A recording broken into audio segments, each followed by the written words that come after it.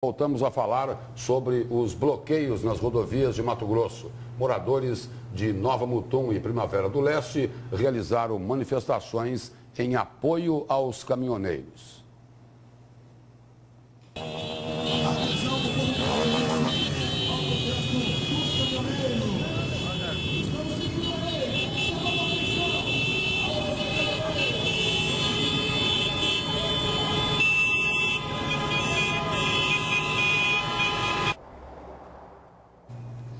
E os bloqueios nas rodovias de Mato Grosso estão afetando diversos setores da economia e a população como um todo.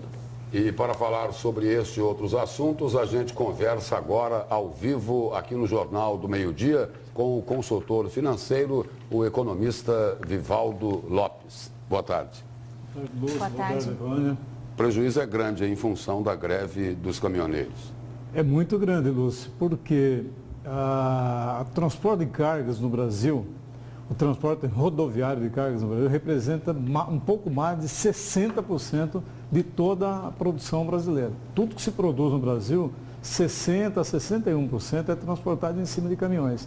Se esses caminhões param, como estão parando, e estão tendo uma efetividade muito grande, né? Você vê, começou timidamente aqui em Lucas, em Sorriso, espalhou pelo Brasil inteiro, então isso tem um impacto econômico forte, porque as mercadorias deixam de ser transportadas, deixam de ser consumidas e algumas empresas que já sabem que não estão conseguindo transportar, param de produzir. A gente viu vários exemplos aí de indústrias, de frigoríficos, de abatedouros paralisados, porque não adianta produzir se o caminhão não pode fazer chegar na ponta para o consumo.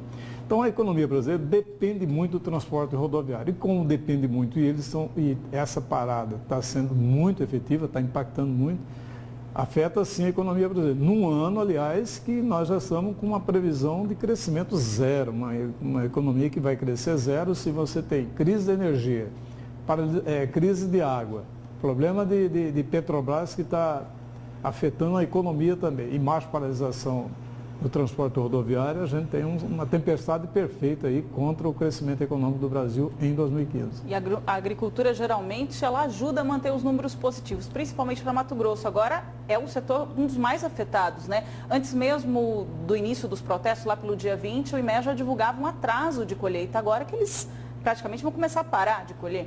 Pois é, o primeiro atraso era em função de problemas de chuva. Agora, com o transporte, mais ainda, porque dos setores, o da agricultura, o setor agropecuário, o agronegócio, era o único que ia puxar um pouquinho para cima, ou é o único que vai puxar um pouquinho para cima a economia brasileira em 2015.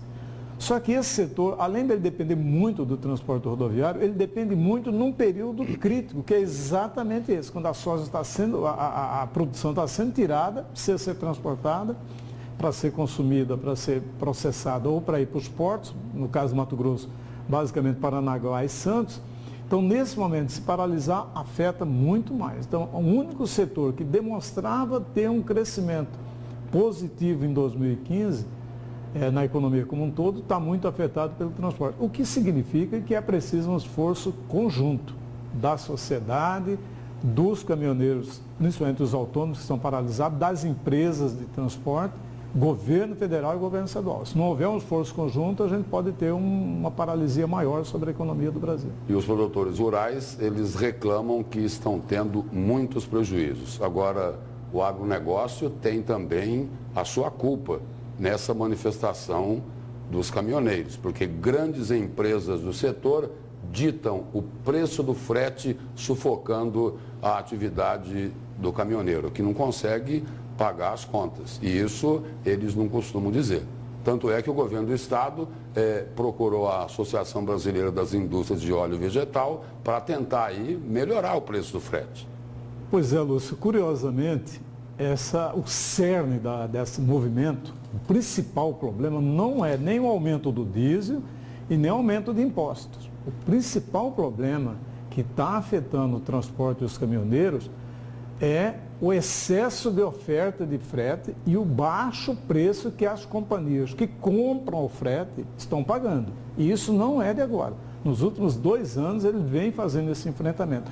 Agora piorou porque nos últimos 2 anos o preço do diesel estava parado também. Nós não tivemos reajuste no preço do diesel nos últimos 2 anos. Então agora isso acirrou. Mas o grave problema é sim a parte das trades que contratam estão sufocando os caminhoneiros. Como elas são muito grandes, muito fortes, elas acabam, mesmo sendo compradoras do frete, acabam impondo preço para os vendedores de frete, que são os caminhoneiros autônomos e as empresas de transportes. O senhor já lembrou da questão da energia. A gente tem o reajuste a partir de hoje, vai ter em abril, o reajuste anual, sem contar a bandeira tarifária também, que já está valendo deste ano. Não está na hora do governo federal começar a falar de campanha de racionamento, de repente, para a gente que temos um ICMS muito alto sobre a energia, também o governo dá uma ajustada? O que é possível fazer? Pois é, na verdade a primeira coisa que os governos, especialmente os grandes estados como Minas, Rio, São Paulo e o governo federal, precisa ter a coragem e o papel de estadistas de vir à sociedade brasileira e dizer que é preciso mesmo fazer o controle, racionamento e redução da energia elétrica. Porque somando tudo isso, você falta de energia, a indústria já está com problema de crescimento, você não tem disponibilidade de energia, aumento de preço e aumento da energia para o consumidor final, para corrigir erros do passado, isso tem um efeito nitroglicerina pura, é explosivo para o país. Porque ao mesmo tempo que a gente está com inflação alta, juros altos e a economia paralisada, aí você vem com aumentos de preço de todo lado e falta de fornecimento de energia, é uma situação que precisa muito esforço dos governos para tratar o problema. Falando agora do governo estadual, o senhor fez parte da equipe da linha de frente da Secretaria de Fazenda do governo Silval Barbosa. O novo governo diz que encontrou um estado totalmente endividado, com muitos problemas, além dessa questão financeira envolvendo as obras da Copa. O que é que o senhor tem a dizer sobre isso? Olha, o que eu tenho a dizer é o seguinte, que até agora a gente vê isso muito ser falado. Não vi demonstração ainda efetiva. O governo estadual vai ter uma boa oportunidade. Pela lei de responsabilidade fiscal, agora no mês de março, o governo tem que ir à sociedade, tem que ir à Assembleia, fazer uma audiência pública e mostrar efetivamente como que o governo fechou as contas em 31 de dezembro de 2014. Como até agora são apenas observações ditas, é bom esperar essa audiência da lei de responsabilidade fiscal para a gente ver os relatórios efetivos, como fecharam os balanços do governo de Mato Grosso em 31 de dezembro de 2014.